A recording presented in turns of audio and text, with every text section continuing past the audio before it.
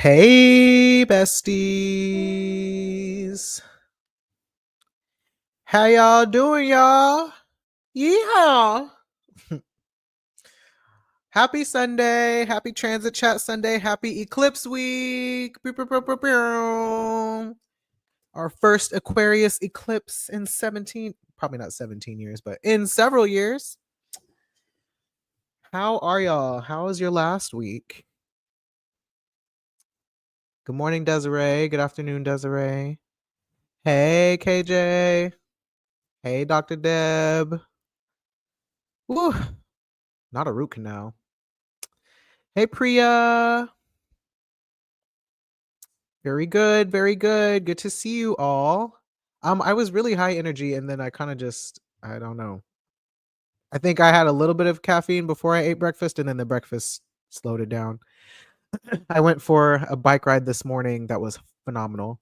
And I went for a bike ride yesterday that was also phenomenal because if y'all remember, I got my bike serviced last month and it took all month to finally get out onto the trails again. And now my bike feels brand new. So love that for me. Don't have to buy a new one in this economy. So I guess I'm tired. But we just have a little bit to cover today because we mostly talked about it last week. And this is really the transit that I was anticipating being a little bit more chaotic than how it feels right now, knock on wood, is Mars square Jupiter. Because y'all know when Mars and Jupiter get together, it be the most. And sometimes feels a bit chaotic and out of control.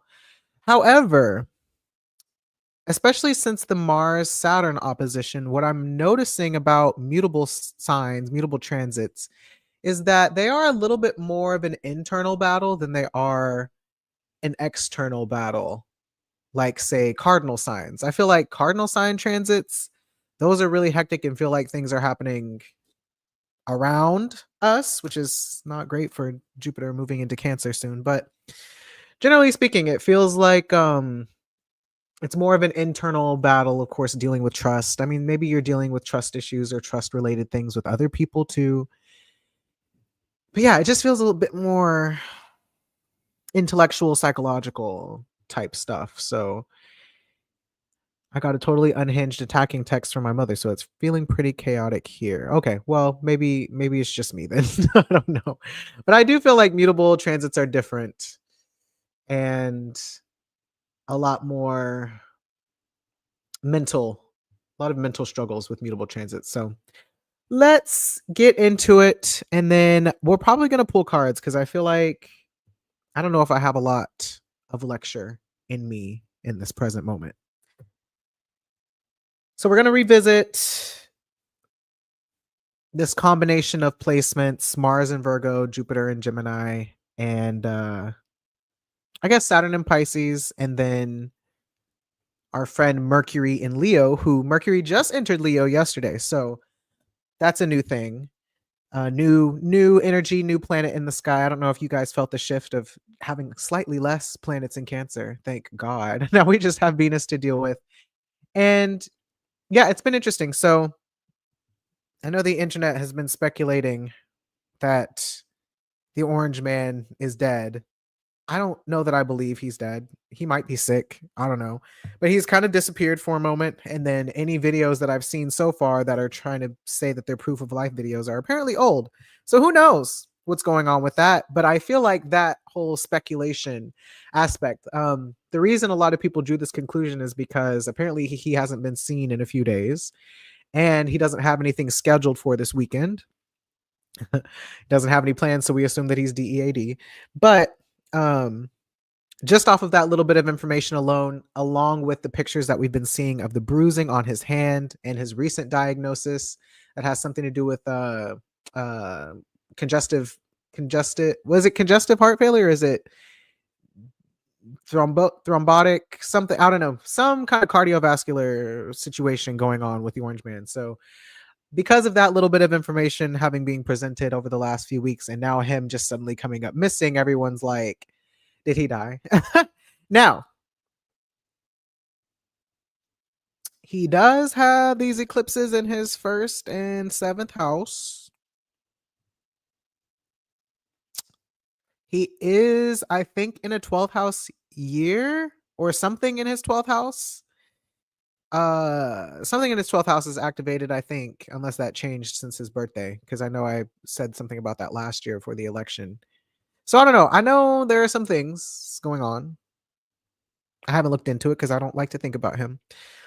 But my point in bringing this up is that it's a good example of this mutable stuff where you get just a little bit of a suggestion and material evidence to suggest something, and people immediately will jump to a conclusion that may or may not be true, partially because wishful thinking and partially because you don't know until you know.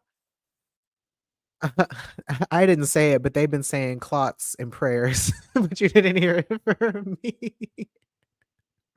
I didn't say that. Just that's what people are saying. I am simply relaying information that I have heard as your resident Gemini. So that's kind of what's going on right now. Other people have said that part of the reason he is not very vocal right now, and because the pizza tracker near the Pentagon has been experiencing high traffic volume, that they are also planning some kind of invasion in Venezuela or something like that. There's a lot of political activity going on right now that we don't exactly have a clear answer for and don't have a clear response about. COVID is also circulating in Gaza. So just lots happening. So this type of chaotic, disruptive release of information left and right, and not knowing what's true, and some people wanting to blow it up and make it bigger than it is, and people blowing things out of proportion and taking things and running with it, like that's very much Mars Jupiter energy. And Mars Jupiter in two Mercury ruled signs at that is just a lot of yapping, a lot of he said she said, a lot of eyewitness testimonials, and a lot of I think Saturn and Pisces between the two. Not even between the two, I would say it's mostly Gemini between the Pisces and Virgo opposition, where Gemini is just kind of like, okay, wait, what? Huh? Trying to take it all in, trying to spit it all out, and it's kind of just ricocheting off the wall. Morning, Paula. Good to see you here. Happy you could be here and join us.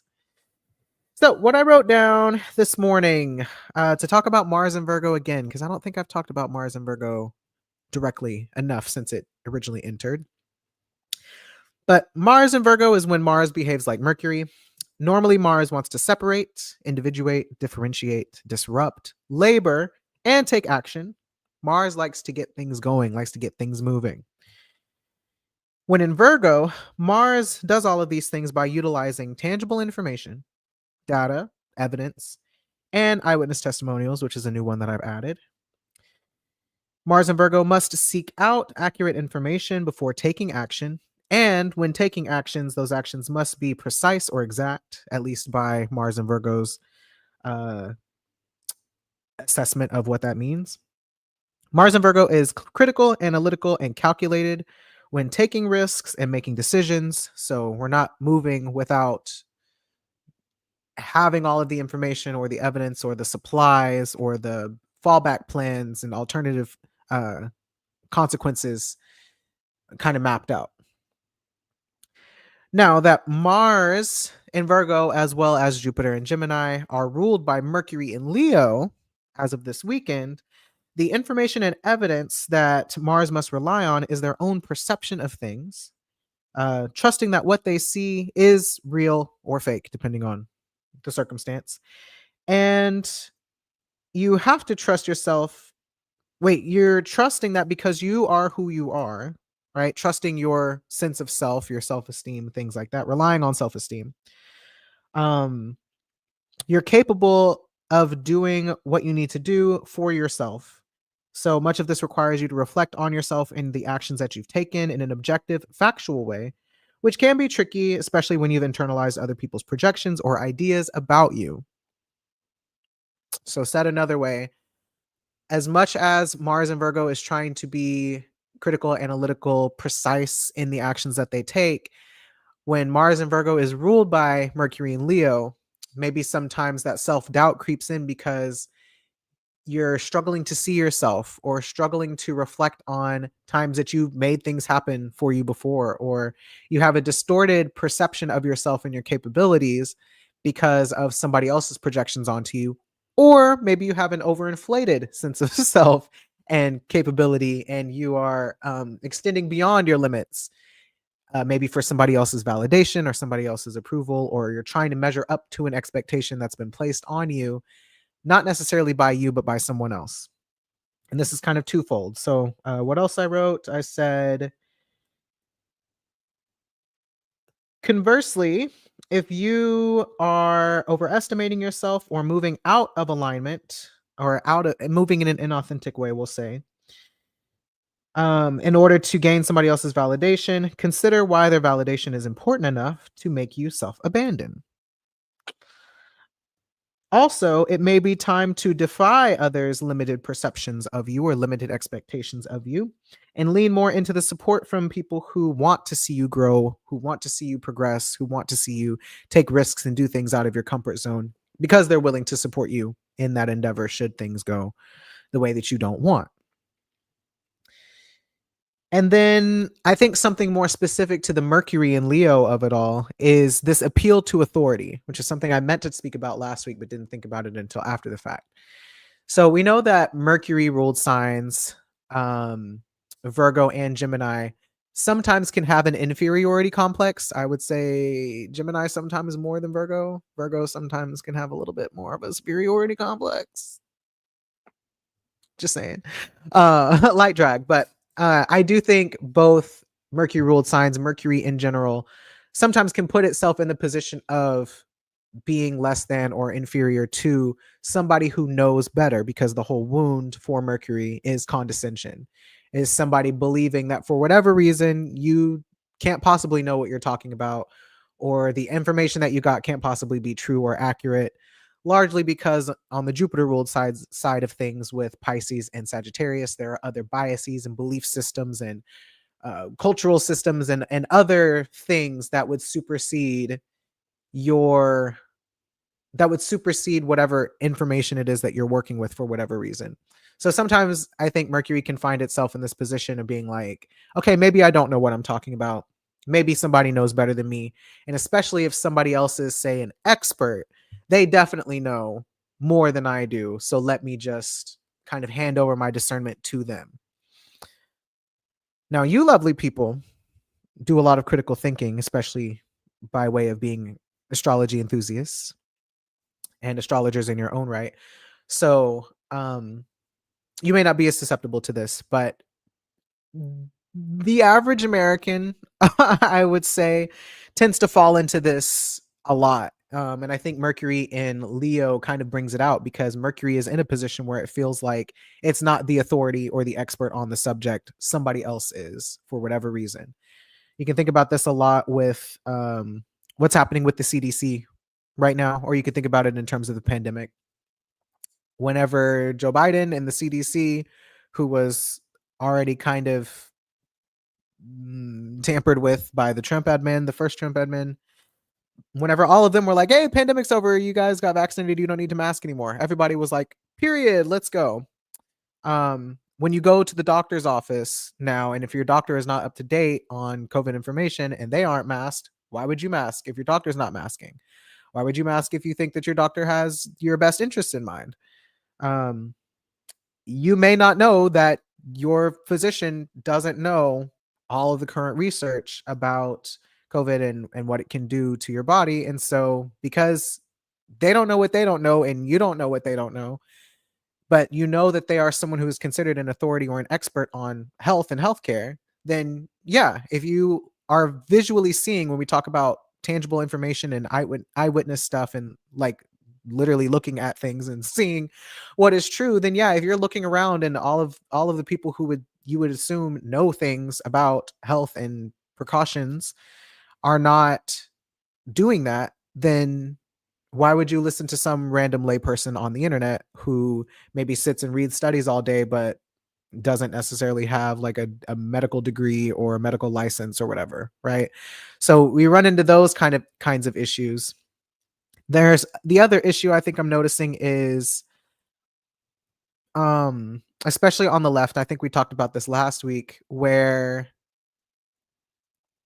because our politicians, our Democratic politicians and more liberal politicians are deciding that, Israel deserves the right to exist, and I don't know, maybe we've leaned too far into trans issues and so on and so forth, then the regular person is going to say, okay, maybe we have taken this too far. Maybe we should go back to these more normative things so that we can get more people on our side, because that's going to be the thing that gives us more power, not like actually supporting marginalized groups who are in danger, immediate danger.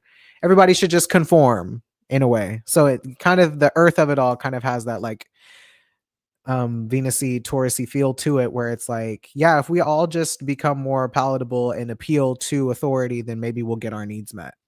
When in reality, authority has their own agendas and their own plans that really don't have anything to do with us.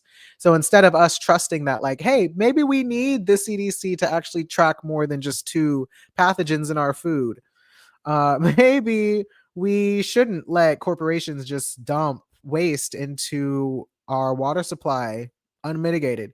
Maybe, maybe it's just me, but maybe we shouldn't let AI drink all of the water in marginalized communities. Like maybe things could be different than what they are. But especially if you bought into the cult, you're probably thinking that they know what they're doing and we're just too uninformed, unintelligent, whatever, to see the bigger picture. So that's one way this could play out. And this is playing out. We're seeing that happen in real time. I think the other way it could play out, like we've been saying, is that those data center proposals are popping up everywhere too. Yeah, I know Texas is really pushing to ban trans people from using bathrooms that they identify with, and so I'm just gonna have to hold it till you get home. I don't know. Better not get caught doing a crotch check at the freaking mall or something like that. Who knows? Hey, Jim. It's just weird. Weird things are happening. So the appeal to authority thing is kind of like, okay, at what point it adds that discernment question yet again. That's like, okay, on the one hand, we should be able to, like, the whole purpose of having a government and having public servants in the government is that they listen to us, they serve us. We express a need and they do their best to meet that need. But when you're existing in whatever the fuck this is, that's not exactly the case. It's more they're telling us what's good for us and we just kind of have to eat it, unless we decide to have a backbone, have some dignity and self-respect, and say, you know what, I think I do know what's best for me, and it's not this. It's not this shit. Y'all need to do something else before we all die. Or at the very least, before everyone is sick and too disabled to fight back. So that's kind of where we're at. In your personal life, I'm curious, what, if anything, have you been struggling with or having some success with in terms of trusting yourself, actually believing that what you're seeing is what you're seeing, what you're experiencing is what you're experiencing, and being able to convey that to somebody in a way that actually moves them to behave differently, or that changes their behavior in a way that is recognizable and tangible? I can share that for me, I have a friend slash lover at work who I got to start masking with me, and I feel very excited about that, because it's been really tricky for me to talk to new friends, especially about COVID and about masking. So usually I don't like impose that on people anymore, because it's uncomfortable and you just never know how people are going to react. But this person listens to me and responded and was kind of like, I've been thinking about it, been thinking about taking this back up, but wasn't really sure if I just wasn't really sure, didn't know what I didn't know. And so then we had lots of conversations about it, and the masking aspect of it aside, the thing that really, I think, made me feel better just as a Gemini and someone who constantly feels like I'm being dismissed and not believed is having somebody actually listen and take into consideration something that I've said, and doing something with that information in a way that I can visibly see I've impacted them, or I've had an influence. And then we get back to work, and not only are both of us masking, but now a third person who I didn't even have a conversation with has started masking as well. And I'm talking, we're all in N95s. So we all sit at our desk together like a little squad, and I'm just like, wow. And I've definitely seen a lot more people at school, because school just started last week, wearing all kinds of different masks and just feeling very like, okay, so we really are in a surge. Oh God. Um, yeah, even had some close encounters, but because the other person was masked, nobody else got sick. So great news. It's not perfect. It's not going to solve all the problems, but it is so nice to be believed and to have some level of influence. Now, COVID stuff aside, I think another thing that's come up is, do I want to talk about that? I don't want to talk about that. Actually, I don't want to talk about that on live. Venus is in Cancer. I know. I think we talked about that last week, but Venus in Cancer, you know, I have a controversial topic for that, but I don't know if I feel equipped enough just yet to really discuss it. So I might wait till next week. That might be a good topic for the Aquarius eclipse, actually. I mean, I did want to talk about the Aquarius eclipse, but something I've seen, maybe I'll introduce it and I'll just see what I feel like saying about it today. And then maybe by next week I'll have more words, or maybe it all comes out today. Who knows? We'll take a little risk. I've seen a lot of different YouTube videos since Venus has been in Cancer and since planets have been in Leo as well, about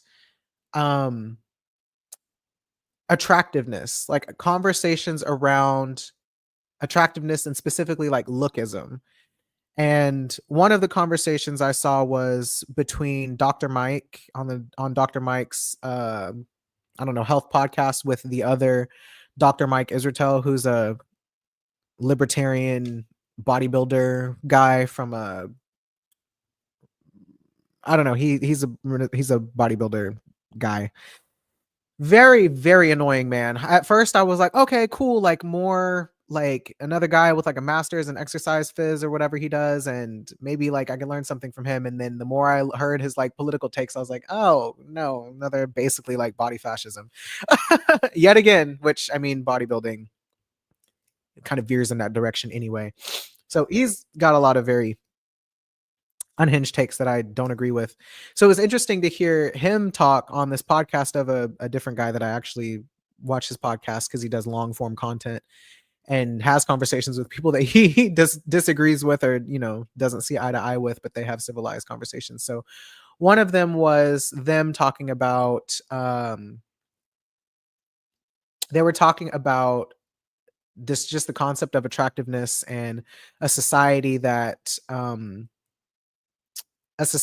does treat people based on how they look beyond the regular identity markers of weight, race, class, gender, and this and that, but also talking about things like body weight and things like just physical attractiveness, physical appearance, which I hadn't particularly thought about that as a Venus and Cancer thing. I usually thought about that more as a Venus and Taurus thing, or a Moon and Taurus thing, but it makes sense that it would also be Venus and Cancer if we're talking about the body, right, and physical appearances. So that conversation came up. And then I also saw on Alorinati, in the Alorinati universe, she just did a video the other day about ugliness as like a political concept, also speaking about lookism.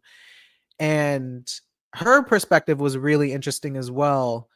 She brought in a lot of other political nuances, and especially this book called Belly of the Beast by Deshaun.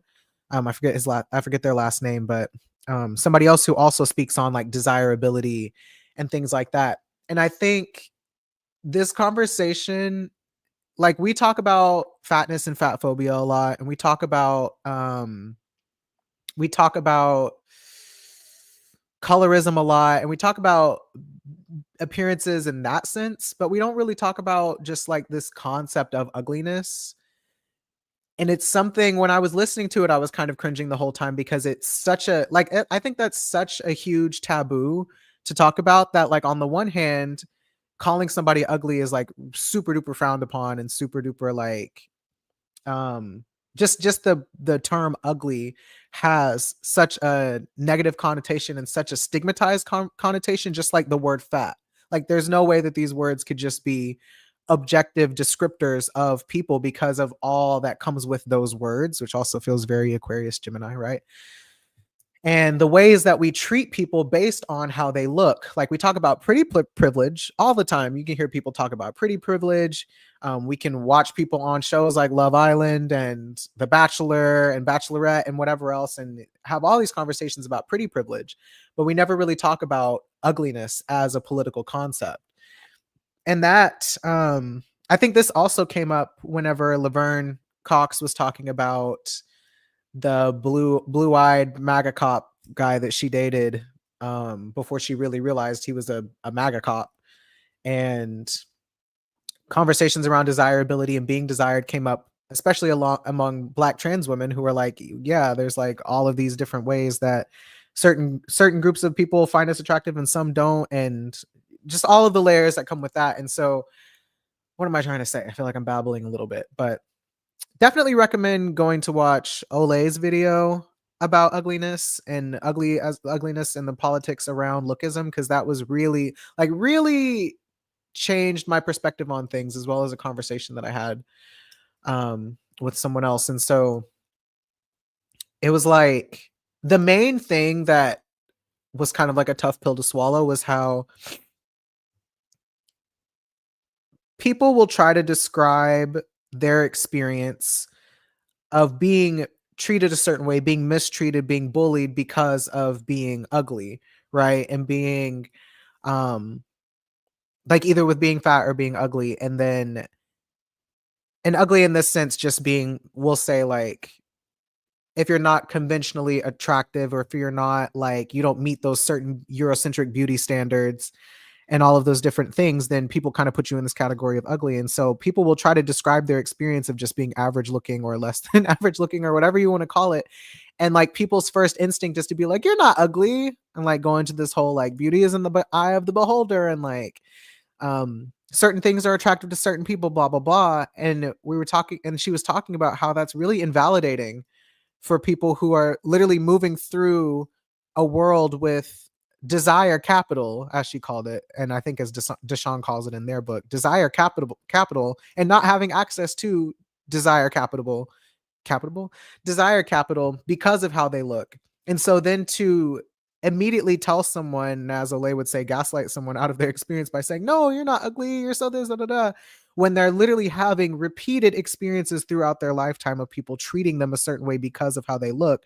It's like immediately invalidating their experience and saying that that's not one, it's invalidating their experience and saying that that's not the experience that they're having, but it's also doing a disservice it's doing a disservice to people who don't fit that beauty standard by not kind of acknowledging them as a people. And she equated it to not acknowledging them as like as their own group of people, in the same way that you would disabled people, or the same way that you would fat people, or the same way that you would Black people or trans people or whoever, because you're having an experience based on your identity and your appearance that the world is responding to.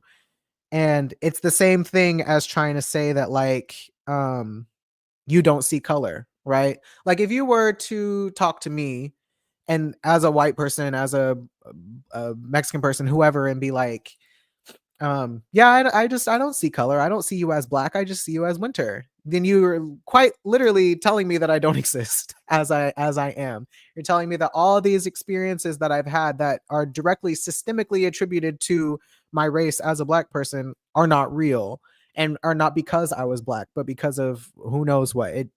It individualizes an issue and makes it a me problem, versus acknowledging this larger, broader systemic and epistemic issue of this desire economy thing. And so I thought that was a really interesting way to look at it. And she was saying that the point, her, and then there's another book I think called moving towards the ugly or something like that, and it was like a politic around, it's like moving away from desirability or something like that. Yes, the Sydney Sweeney ad was also part of this, why this conversation came up. And eugenics and everything else, right? There literally used to be ugly laws. Like this is not a made up concept. This is a real thing. And so what was I saying? And so the idea was that, like, instead of acting like ugliness isn't real or like ugly people don't exist, it's destigmatizing the idea that somebody doesn't fit into a Eurocentric standard and being neutral about it. Like, just being fucking neutral about it. You, in the same way that people are talking about like body neutrality instead of like body positivity. It's like, can people just exist? Can people just exist and not be treated, not be given preferential treatment, but also not being given poor treatment for the way that they look? I mean, and then people on the right will talk all day long about meritocracy and wanting to get rid of affirmative action and all this other stuff because you should be hired based on merit. And at the end of the day, the merits are white cishet man and Eurocentric beauty standards. Like, and I did think this was an interesting topic for how the sky is set up. Like, I hadn't really considered it until I watched that video, but it really does bring in all of these things that we talk about with Leo and Cancer and mutable signs, where, you know, people who are seen as conventionally attractive, like, they get the benefit of the doubt more often. They get positive narratives projected onto them more often. They're seen as smarter. They're seen as more trustworthy. They're seen as, I don't know, more competent, more this, more that. Like, there's so many positive characteristics that we attribute to people who are attractive, people who meet this conventional beauty standard. And then anybody who falls anywhere outside of that beauty standard, whether it's due to weight or skin color or face proportions and symmetry and whatever else, you lose capital, you lose social capital based on that. And it is, when you really consider how often that happens, like, one, you have to accept the fact that this is a real thing that happens, and to recognize that, yeah, if we're going to say that pretty privilege is a thing, then we have to acknowledge that that not looking like Barbie and Ken means that you lose access to a lot of basic human rights and dignity. Really, if we comes back to it, it's about dignity and self-respect yet again. So I don't know, I just thought that was really fascinating. And it also speaks to the fact that, like, maybe this is a tangent, but this is also something I like to talk about a lot, which is attractiveness in general. Like, does anybody really know what attraction is? You know? Oh, Madison and Jada are here. Hi, you guys. Also, the whole discourse with Cardi B and her fat joke. I haven't exactly seen that. I know it came up, but I haven't seen it exactly what the joke was. I'm not a Swiftie, so this constant having her and her Ken doll boyfriend fiance is gonna end me.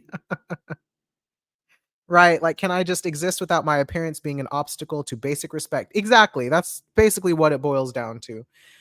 And it shouldn't be, I don't know, it's weird, right? Because on the one hand, people will absolutely talk about somebody being ugly or unattractive whenever it comes to, I don't know, famous people, like famous comedians who maybe aren't attractive, but they're funny, dating, I don't know, somebody who's super attractive.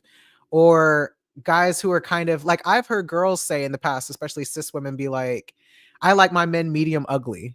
Right? Like, there's ways that people talk about these things that in some ways are socially acceptable, but then there are ways that people talk about it that are meant to insult people. People talking about somebody's hairline. If you talk about the Love Island cast, people talk about Pepe's hairline, use that as a way to dunk on him. Or they'll talk about Taylor and they call him three dreads or alopecia dreads because he's the way his hair is set up or whatever, and use that as an insult in some situations. So it's I don't know, it's just interesting to me that it is something that's so taboo to talk about, and yet it's constantly the topic of conversation.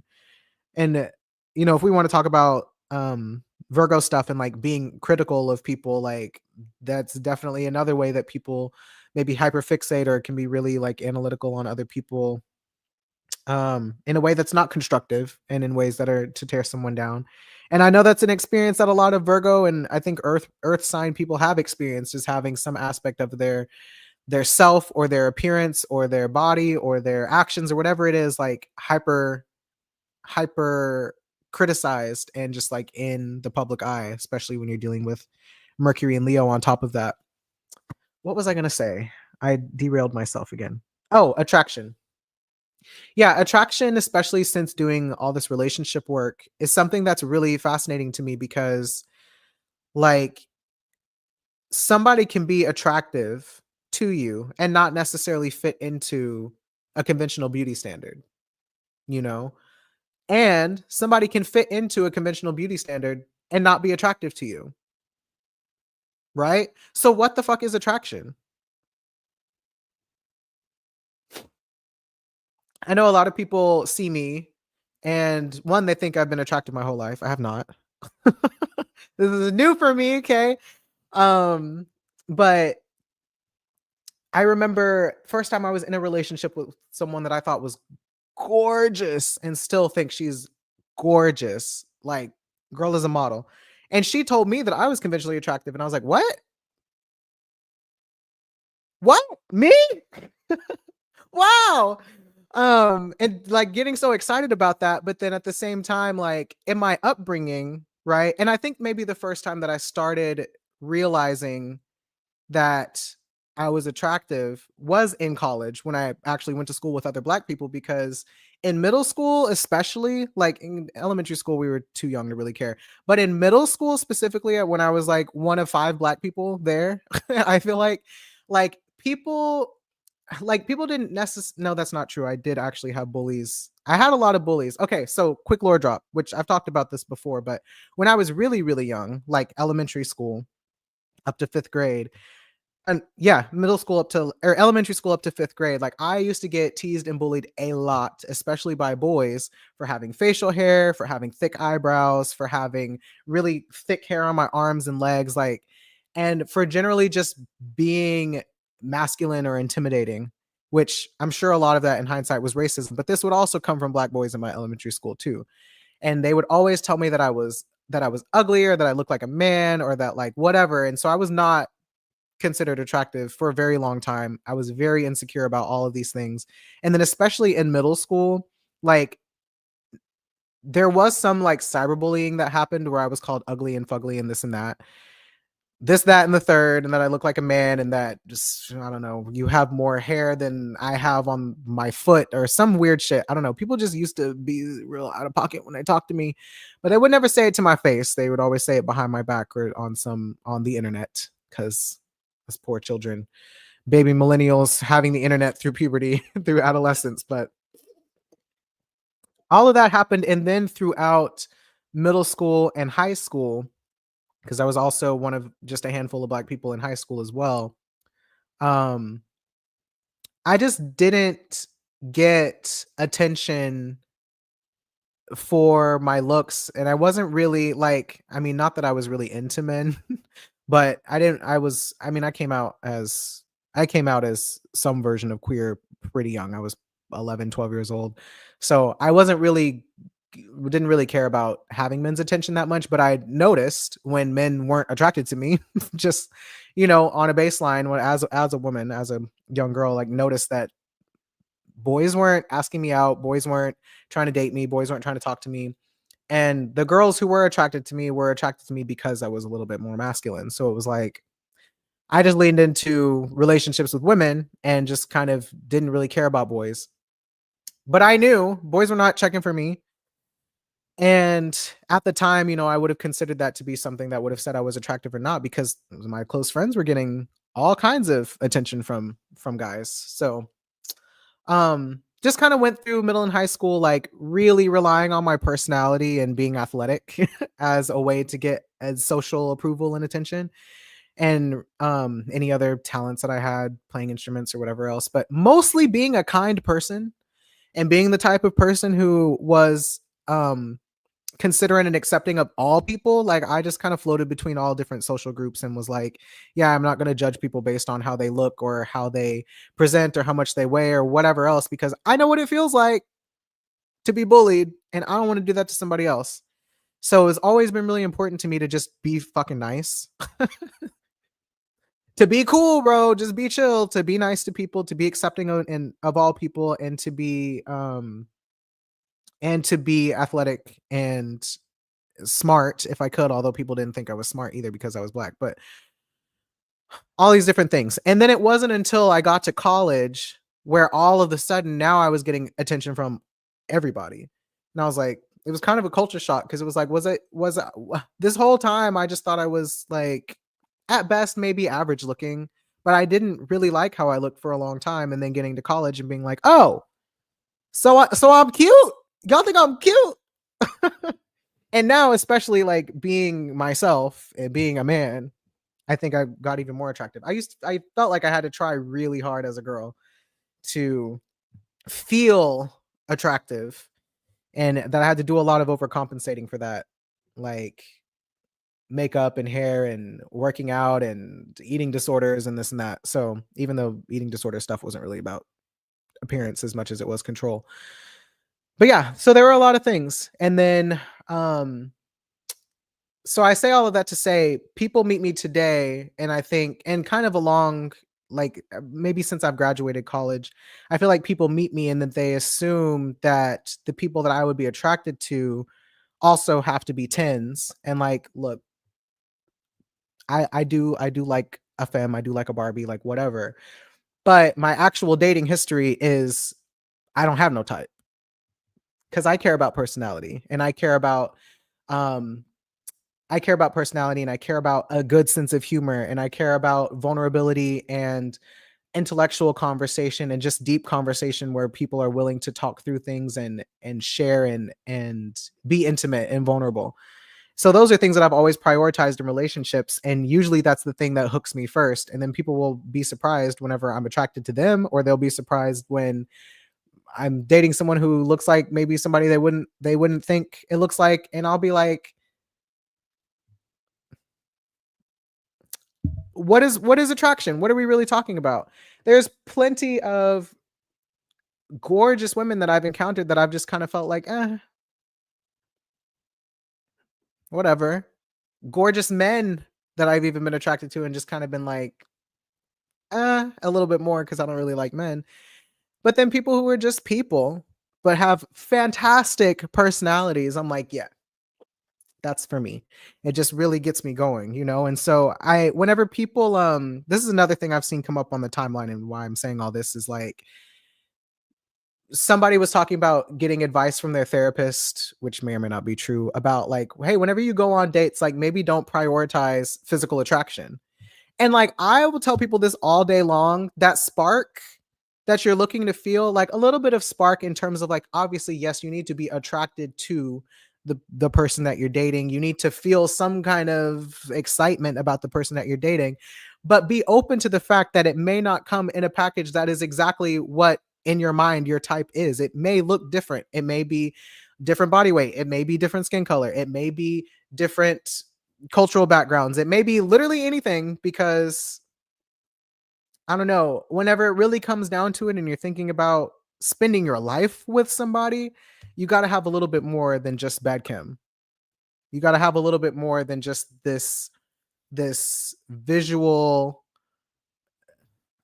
thing where, as we just said, you can find somebody physically attractive and you start projecting all kinds of stuff onto them that may not actually be who that person really is. I've definitely had people do that to me. I've definitely done that to other people. And then you get 3-4 weeks or 3-4 months into the relationship, and then you just keep bumping up against your own projections and being like, why is this person not behaving the way that I've imagined them to be in my head? Like, what's going on? And then you stop having chemistry because you realize that you have been in love with an illusion of your own making, instead of dealing with the person who's actually in front of you. So obviously you need to be attracted to somebody, but I do think there is like a happy medium between instant attraction to somebody an instant chemistry with somebody that feels really intense and intoxicating, versus the other side of really kind of forcing yourself to like someone that maybe you don't like. I do think there is somewhere in the middle that is like, okay, like maybe this isn't a type of person that I would usually go for, but they're cute. I like spending time with them. I like how deep we get, and letting your attraction grow for somebody slowly over time. There is a way to do that that is not you forcing yourself to be into something that you're not into. But we circle back, if you really get stuck in all of these, not only just beauty standards but just relational standards in general of like what a desirable person, desirable partner looks like sometimes you can get caught up in the situation that is not actually emotionally fulfilling, but that's also toxic. like so yeah, I don't know. There's something to be said for the way that we treat other people based on how they look. And I, like I said, wouldn't have thought about that as a Venus in Cancer thing, but it's coming up while Venus is in Cancer and planets are in Leo. So must be something to that. So kind of a random. I guess it's not random. This is what was on my mind over the last week. So do y'all experience that? What be going on for y'all? Like when you're dating somebody, what are the things that you look for? Or whenever you are seeking out new friendships, what are the things that you look for? What are the things that maybe you do get kind of drawn in by that maybe have not always proven to be worth it? And then what are times that you've given someone a chance that you maybe wouldn't have given a chance before, and then it turned out to be way better than you expected? Like there's something to be said for when we talk about like Pisces and Jupiter and having these like biases, or having these, or anticipating certain outcomes based on things that you've seen before. Like when people talk about having a type, but you're still single, like how is that type really working out for you?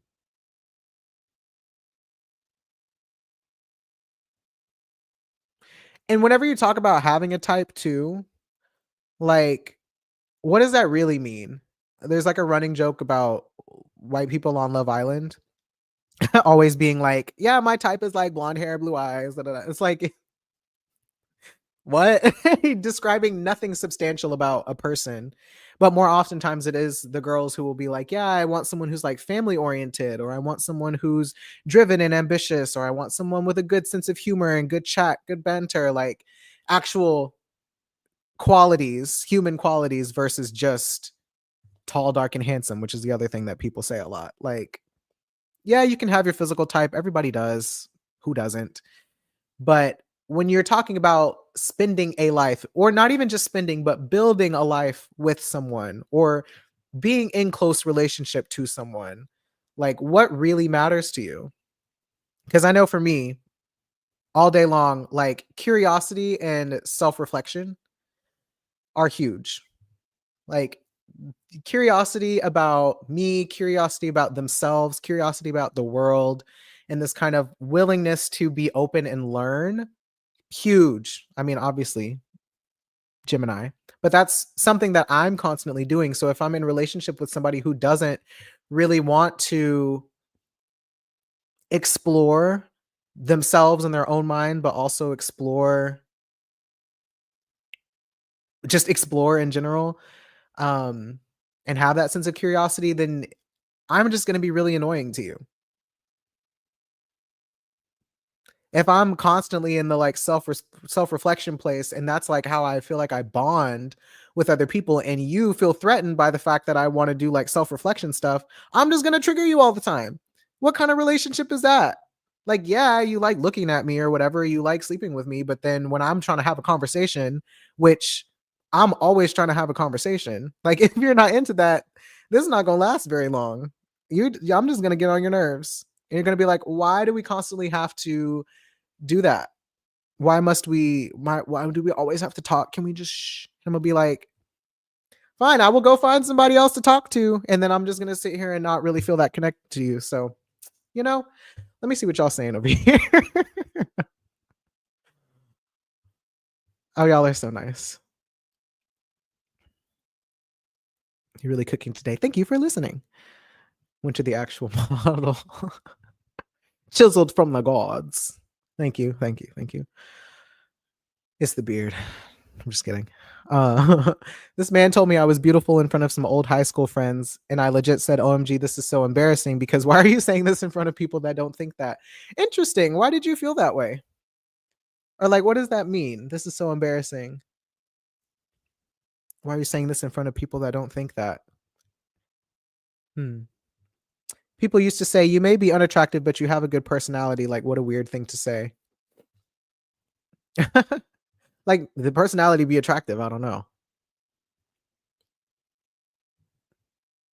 Sense of humor is so important. If we can't laugh at shit together, what's the point? Completely agree. Especially with how bleak it is outside. We can't crack a little jokey joke. We can't find something funny. Like, we can't play a little bit too much. I don't know. It ain't gonna work for me. So true. I'm drawn to people with lots of curiosity, but balance is needed. Also true. If we both curiosity killed the cat, then which one of us is going to be alive long enough to know? Which they will say satisfaction brings the cat back, but still, somebody got to be a little bit cautious, but still open-minded enough to explore in the first place, right? Carrington needs someone silly. I got somebody in mind. I remember the TikTok man in finance, 6'5" blue eyes. Yes, exactly. So true. Looking for a man in finance. And like, you can have that man in finance who's 6'5" with blue eyes. He's not going to be at home hanging out with you because he's going to be at work. He's going to be working 80-hour weeks at the office, probably screwing his secretary. Who knows? Tread lightly, friends. Now, if you want to get with that man in finance because you're trying to get close to the bag and you don't really care about the relationship and you just gonna play the game, maybe y'all got an arrangement. Hey, do you, boo? I see you working, but just know that workaholic man is not gonna be at home with you and them kids. So, self-awareness too. How are we healing together? How are we growing together? What are you doing to deal with that childhood trauma? Because we all have it. I feel this big time as well, and this is kind of what I mean by like being in that self-respection space. And as my former coach used to call it, he would say growth mindset in a relationship. Now, granted, sometimes I think people take that shit too far. I too have taken that shit too far in the past, and it starts to become kind of capitalistic where you must constantly be growing. And like, to some extent, I think we just grow as a consequence of being alive, and that doesn't always have to be this conscious, intentional effort. Sometimes you can just live life and, let some time pass where you're not so focused on growth, and then find that you've grown, and then maybe just reflect on how time has passed and be like, oh wow, I've grown and changed so much just by existing.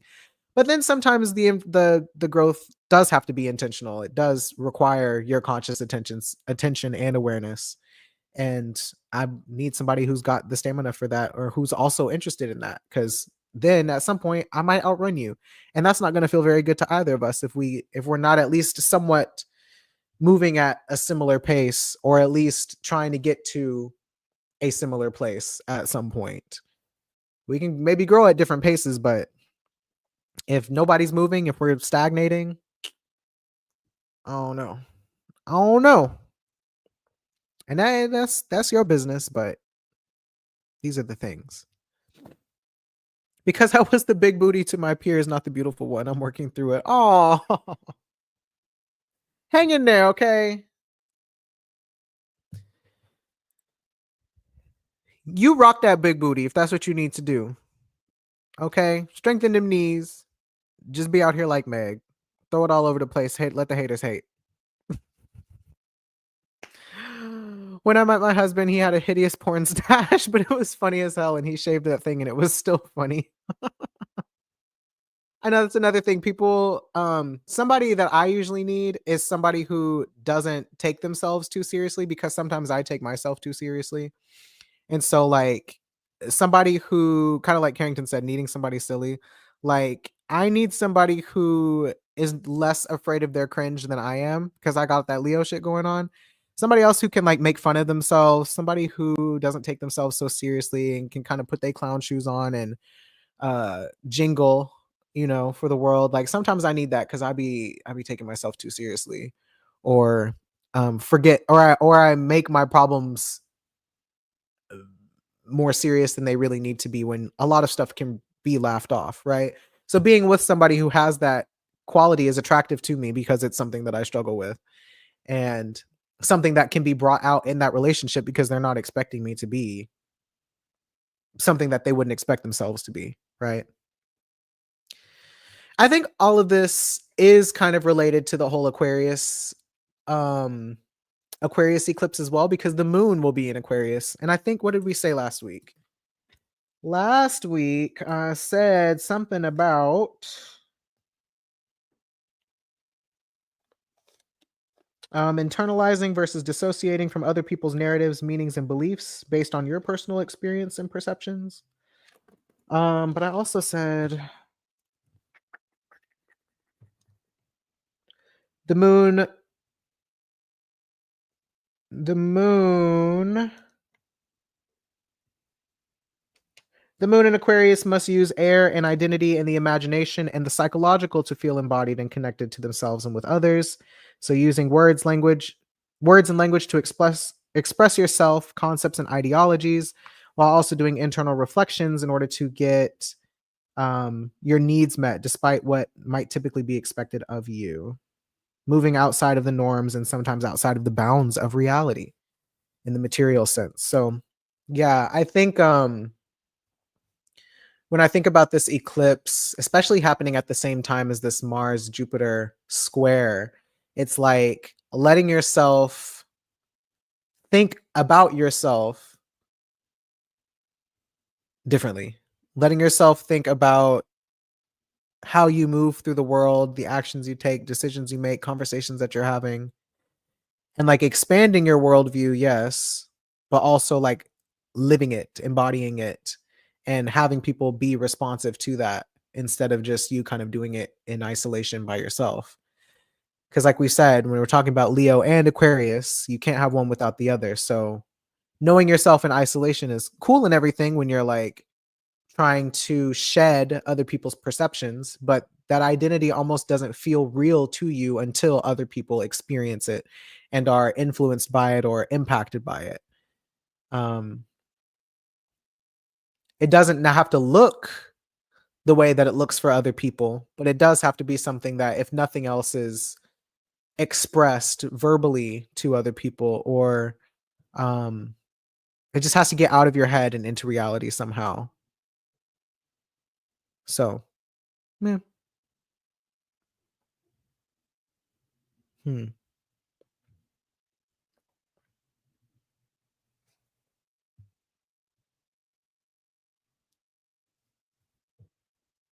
I kind of wonder what it means that the solar eclipse is in, not the solar eclipse, the lunar eclipse is in Virgo later in September.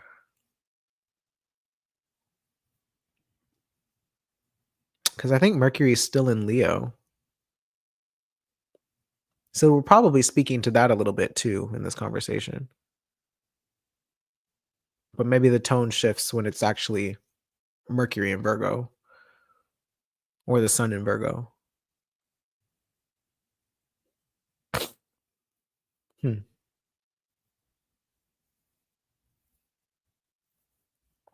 This has been nourishing for real. Thank you. I'm glad that you think so. I didn't really know what I was going to talk about today. I usually don't know what I'm going to talk about. If we being real, I just kind of channel, but I don't know. I want to read that book about, well, one, clearly I need to read Belly of the Beast. So I need to add that to my list. I also need to read Moving Towards the Ugly, or whatever it's called, as well. What I've been reading is attachment, my attachment book. So I've been back in the attachment science space a little bit. Which, what time is it? I've been talking for an hour. Do I want to keep going? Do I want to open another can of worms? What do you think, chat? Y'all want to sit here for another 20, 30 minutes? Oh, oh, I might have to go pick up my dog soon, actually. Maybe I can do it in another like 15 minutes.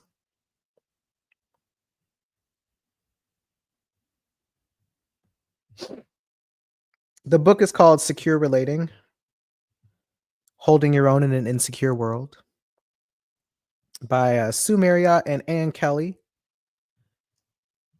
I have opinions on the attachment space and the whiteness of it all. I would like to hear it. Um, I like I like this book because they try to be outside of the bounds of just Western psychology as well, or at least they try to be inclusive of things outside of just Western attachment styles. And they talk more about the process of attachment starting from the really young ages, while also considering that all cultures don't do it the way that we do it in the West. So, now that you're saying that, Dr. Deb, that adds another layer of complexity to attachment. It has some good stuff, but the way they interpret body behavior is kind of yikes. Yeah. Wait, say more. This is my resident neuropsychologist, so we talk about these things whenever I have sessions with her. Um, yeah, I think attachment stuff is also something that comes up during Venus and Cancer transits because, again, body, nervous system connection related stuff. Like, I think something we take for granted is how, and this being something that I think is reflected in the astrology as well, is how young, and when I say young, I mean literally from the moment that you're born, even the moments when you're trying to come out the womb, even when you're in your mother's womb, like attachment stuff, or maybe I'll be more specific, your nervous system being primed for the world, or your nervous system patterns start in utero, right? So whenever we talk about your mother's body being your first body and how the moon in astrology represents your mom, right? And her nervous system even. It shows because whenever you are experiencing something emotionally and your body activates and your brain is producing different chemicals and your body is responding to events. Like if you are carrying a baby and having those experiences, the baby is kind of having that experience too. The baby is also getting flooded with those chemicals in a way. I at least think that's how it works. If that's not how it works, tell me. But it does kind of seem like, yeah. The baby is part of your nervous system in a way. And so the baby's brain, if we talk about how easily influenced, how susceptible we are to other people's nervous systems in and outside of the womb, then your body is kind of learning patterns that it doesn't have any control over, as a growing fetus.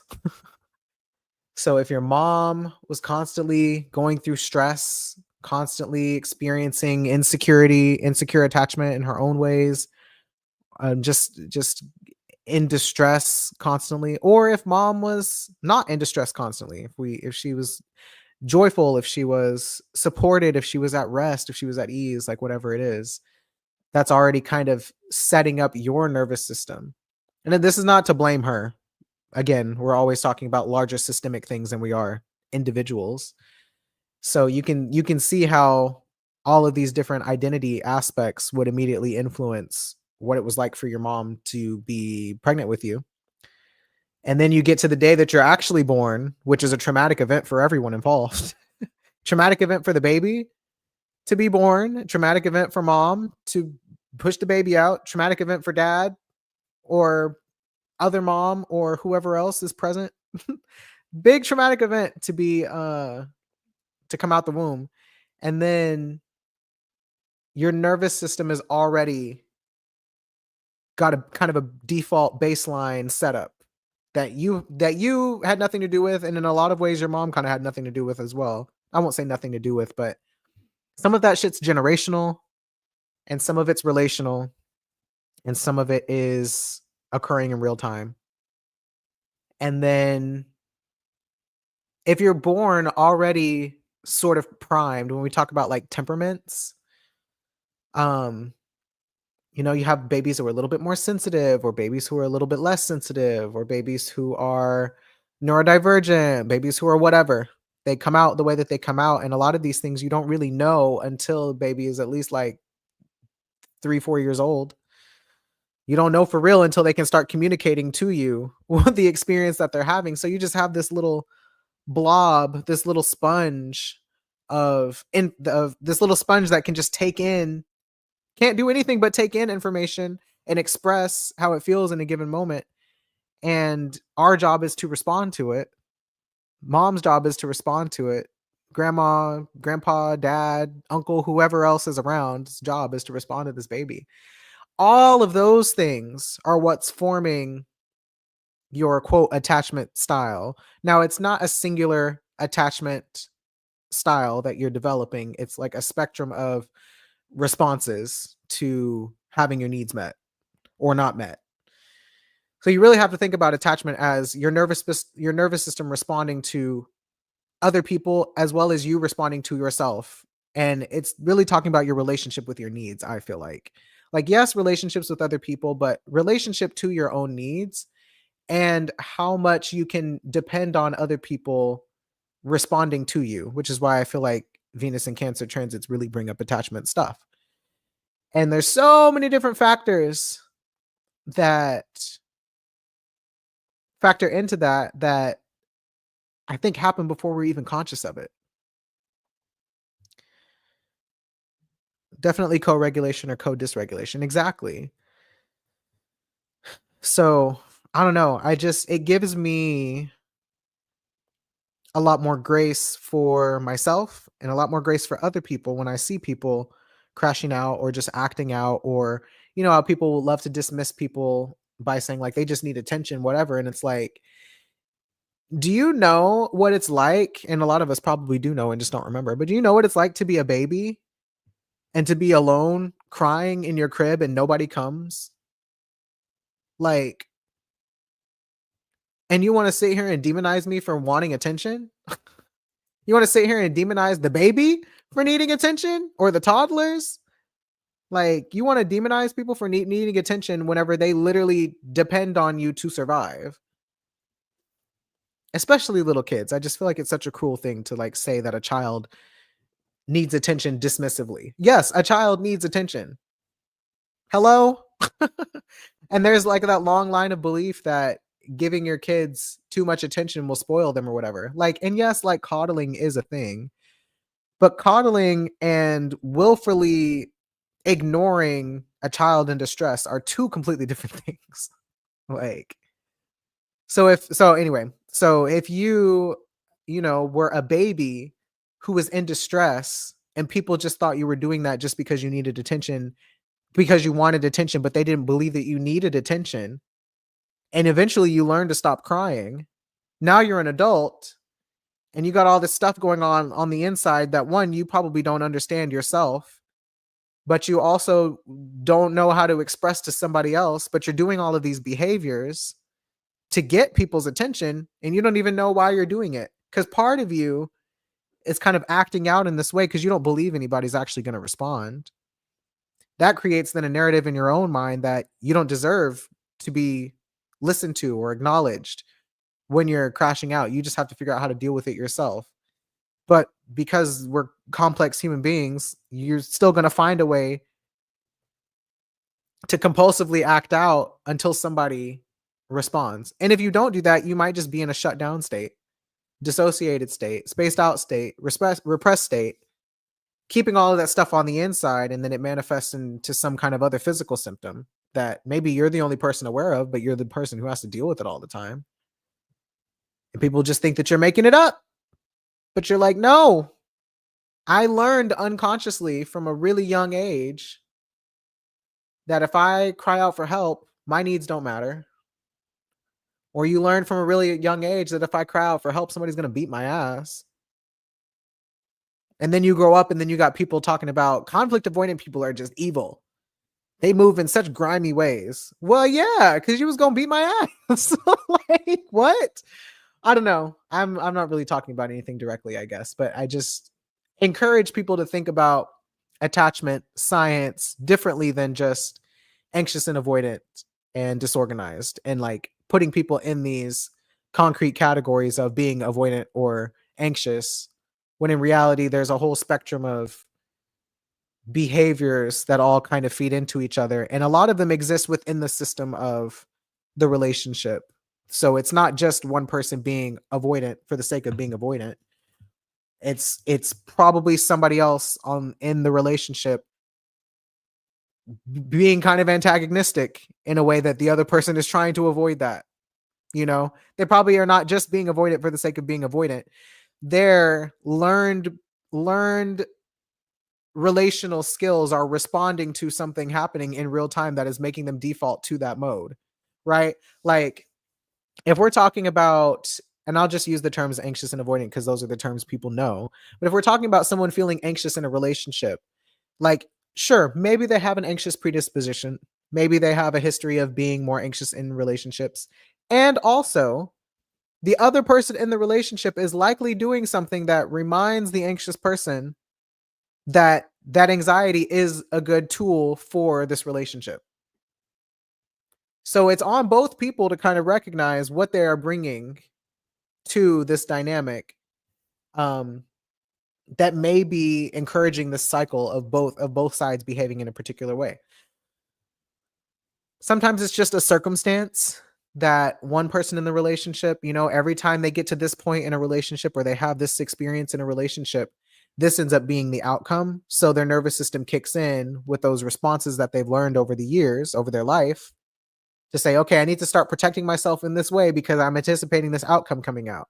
If you don't know that that's happening and you're just kind of exhibiting these behaviors and the other person is just kind of watching it and being like, huh, like the other person has two options. One, they can start projecting their own narratives onto how this other person is behaving and respond with their own attachment stuff. Or you can get curious and say, especially if you're the one who's in a good place, to be like, this person's behaving kind of differently. I wonder what that's about. And then have a conversation. So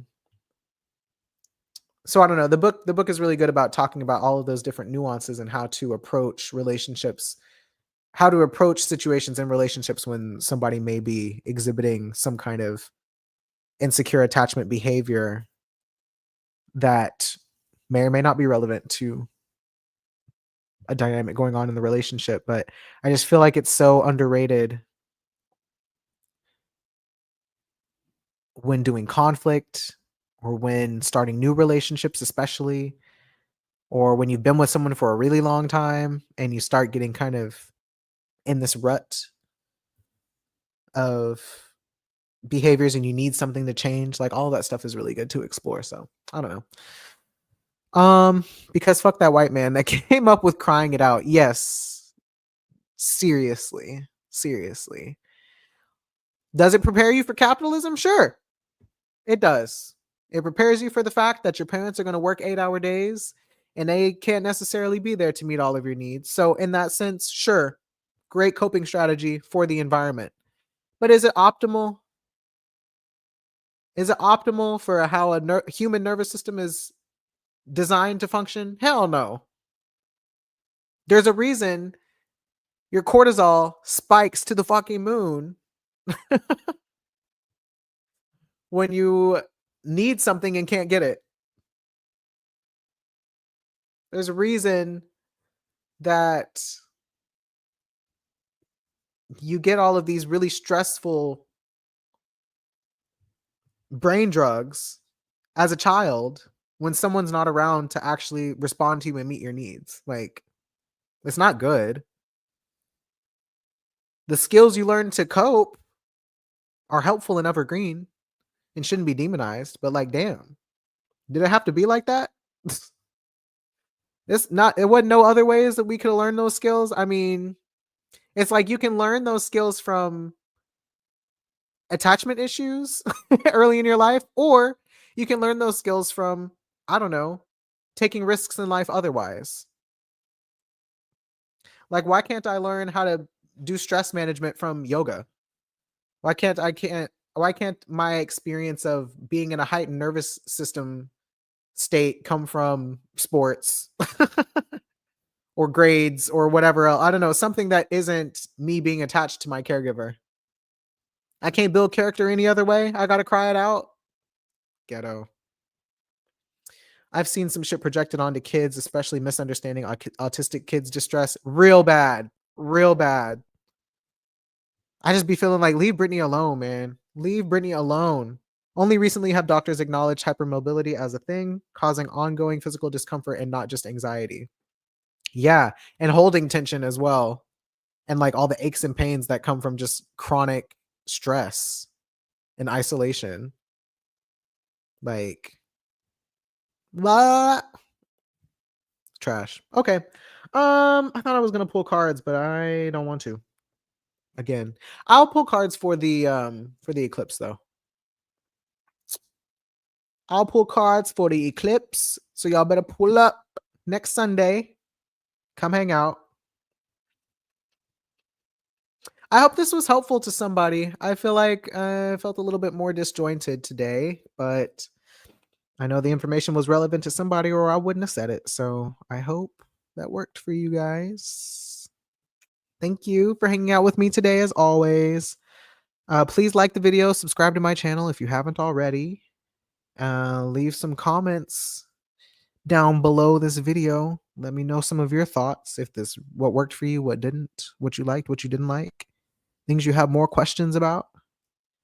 And book a session with me. I'm going to try to move away from Mondays because my therapist is only going to be available on either Mondays or Sunday mornings or Friday evenings. And I might not want to see her on a Friday evening or a Saturday morning sometimes, you know? Maybe I just want to see her on a Monday evening. So I'll probably keep Wednesdays. I might switch to Tuesdays or something. Or I might go Tuesday, Thursday. I don't know. I'm going to play with my schedule. But in the meantime, if Mondays are the only evenings that work for you, you better get in where you fit in because at some point I ain't going to do Mondays no more. So, but I look forward to talking to you guys in my office. Pull up.